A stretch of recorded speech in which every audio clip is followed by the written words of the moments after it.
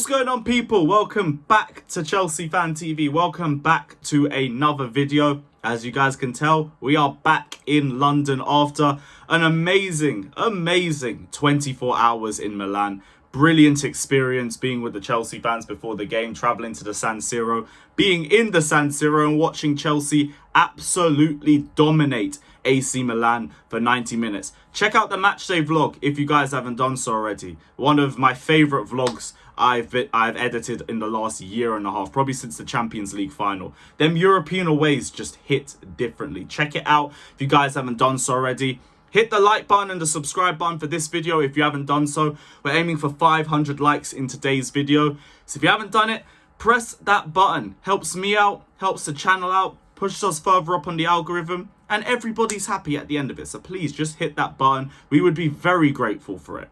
Hit the bell notification button as well to be first to know whenever we release any new content on this channel. And yeah, let me know you guys' thoughts in the comment section as well. Let me know what you guys are thinking about the performance yesterday. Because I was saying I wanted a statement performance from Chelsea. And I do believe we got that. And then some. We were in control of AC Milan for the entire game. Albeit, the red card did play an effect in it. Because it absolutely killed Milan off in that regard. But you get given whatever you get given. And I can't lie, Tomori just doesn't seem to have luck when he plays against us. Be it having an own goal when Derby came to the bridge back in 2019.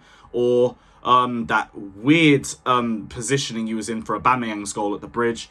And now today, sent off within about 15 to 20 minutes. And regardless of what anyone says about the morality of whether that should be seen as a red card or not, legally it is a red card.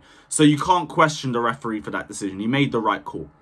You could question the referee's overall game because he was hella card happy. He was so happy to pull that card out for even the silliest of fouls. Some of the stuff he was putting weren't even fouls. That you can get at him for. But that was a red card. Jorginho scores the penalty, 1-0 Chelsea. And from that point on, Chelsea are in cruise control. You know exactly what we're like after we take the lead under Graham Potter. We do not give it up. We never do. And even with them being down to 10 men, it was going to be a really hard job for them to come back from. And with the way that we were playing, like even 11v11, it was looking hard for them. 10v11, it was hard for them. It was way too hard for them to pull anything out of it. Second goal absolutely killed the game off. Brilliant assist from Mason Mount. Nice pass from Kovacic into him. And Aubameyang hits the net again. We're going to get into Aubameyang. We're going to get into Mason Mount. We're going to get into the performance individually and the way that we've been playing as a team in today's video. So guys, again, hit that like button. But you could not ask for much more over the last few games. You really can't. I wouldn't have blamed Graham Potter for not starting with good form or anything like that. If I was looking a lot slower in our first few games, I would not have blamed him. He's come in and we've looked better than we've done in probably all of 2022. Let's call it what it is. Like, this was my first point. Like, Graham Potter and the way he's been able to turn our fortunes so quickly. Like, we went from bottom of our Champions League group to top in the space of just 3 games. In terms of the way that we're playing in-game, we're moving the ball a lot faster. We're a lot more direct with our play as well. It's not just tippy-tappy passing around the midfield and the wing-backs. We're now trying to find that front three. And we're now making more chances as a result of it too. Which still means that we do need to bring in a creator in the summer. But now it's not a case of we're only making 1 or 2 clear-cut chances a game. We are making a lot of chances. We are even taking more of our chances. We look a lot more confident going forward as a result. Defensively, we still look solid.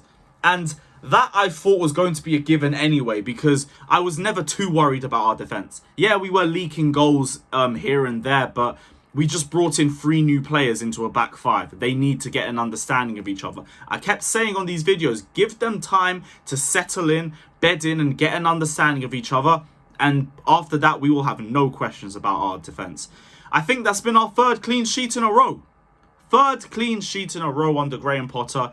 And our 3rd game winning by more than 1 goal. We look to be firing on all cylinders. And I don't see any reason why we can't stay unbeaten until the Manchester United game next Sunday. Hell, We could even get a result against Manchester United. There's no reason to say that we couldn't. But Graham Potter, he is doing his thing, and Chelsea are looking amazing right now. That's just my first point. Second, seeing as we've spoken about the defence, let's go into the defence. Let's talk about Koulibaly specifically, because he was only going to need a matter of time to get settled. And I think everyone was very quick to jump on Koulibaly's throat, especially rival fans, because they saw us spending 120 or so million on centre-backs. They were waiting for mistakes just to try and cook them. I've heard so much slander on Koulibaly's name, and it was so undeserved. Like, everyone just looks at Koulibaly and they just thought of that Leeds game. And then they're saying, oh, he's washed. He's already over the hill at 31 and crap like that. Koulibaly was one of the best centre-back, no, the best centre-back in Serie A for 7 years straight for a reason. And he wasn't even in the Juve side that were digging up Serie A's for fun. That Napoli side didn't even win a Serie A, and he was still by far and away the best centre-back in that league. And people thought he was going to struggle here. I do not understand that. You lot just wanted to speak that into existence, and that is fine. But Koulibaly's bad form has come and gone. Even then, it wasn't bad form. Like, my only thing with Koulibaly was that he started games slowly. He was a bit shaky the first 10-15 minutes, but then he'd get into the game. Now, he looks to be more settled, and we're having better 90-minute performances from him. He was brilliant against Wolves. He was brilliant against AC Milan. And what happened? We didn't concede a goal. We didn't go behind first for once. And that's all about the defence just getting a better understanding of each other. So, first thing, this is not even just Koulibaly, it's the defence in general. But I wanted to single out Koulibaly for some praise, because he's been getting so much unfair criticism. But Koulibaly's starting to look more settled, and the defence is starting to look more settled as well. My third point, seeing as we are sticking on the defence too. I didn't deep that, I've got 2 points on my centre-backs. Chalobah. Trevor Chalobah. People, again, were way too harsh on him last season. He is still unbeaten as a Chelsea player, by the way. Still unbeaten. And I get there are mistakes in his game. Like, he does have one stinker a game or something, a little brain fart. But he's 23 years old. When you're a defender that age, you're not as mature as people give you credit for. Look at the likes of Christensen as an example. Around that age, he was very shaky, but you still saw his qualities. You still saw what he could become. So for me, and since he's been coming into the lineup, he's kept Leao quiet. Brilliant against Wolves, even though Wolves didn't really offer too much. And then against AC Milan, again, kept Leao quiet. There is a quality player in there. His passing is very good. His progressive play all round is good. I think his tackling is good as well. He does need to improve his awareness a little bit. His defensive heading too at times. But that will come. That will come in time. You can see the quality that this guy possesses. And he has good 90-minute performances. It's just a little brain fart here and there, which you can't really afford yourself for as much as a centre-back, because that could easily lead to a goal. But I have the faith that he will be able to grow and become more consistent over a full 90. And if you give him the patience, that's a long-term defensive option for us right there. Fourth point, we're going further forward into the squad now. Mason Mount. There is no way we could have done this video and we could not have spoken about Mason Mount. And I have to praise him because he is delivering everything that I've asked. All my criticisms about Mason Mount at the start of the season was because from open play, his decision-making wasn't good enough and he wasn't producing enough in terms of being a creative outlet for the squad. The last 2 games, he got 2 open play assists against Wolves. He was behind the penalty that we got against AC Milan, and he got the assist for Aubameyang.